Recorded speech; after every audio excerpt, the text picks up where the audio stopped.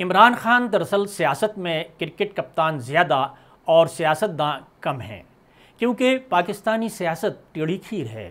Pakistani media میں ان کے بارے میں کہا جاتا ہے کہ وہ اپنے بیانات میں چاہے وہ حکومت کے خلاف ہوں، فوج کے خلاف ہوں، ہمیشہ ہی سخت اور سیاست کے اخلاقی حدود، جنہیں ہم سرخ لائن بھی کہہ سکتے ہیں، ان کو عبور کر دیتے ہیں۔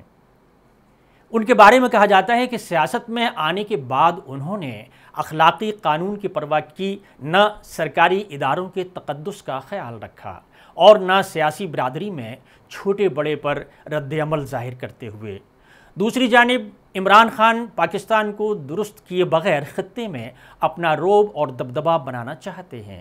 پڑوسی ملکوں سے اس 3.5 سال کے دور حکومت میں دوستی کا ہاتھ بھی نہیں بڑھا سکے۔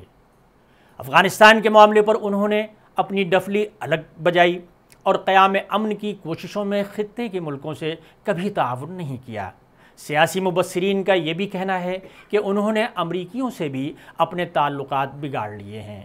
اس طرح پاکستان کے موجودہ بحران پر قابو پانے کے لیے عمران خان کو سوچنا ہے کہ وہ اپنی سیاست کو کس سمت میں لے جائیں گے، یا اسی طرح کے غیر جمہوری رویے سے انتشار کو ہوا دیتے رہیں گے، کیونکہ وہ اس میں کوئی شک نہیں کہ وہ آج پاکستان کے مقبول ترین لیڈر ہیں۔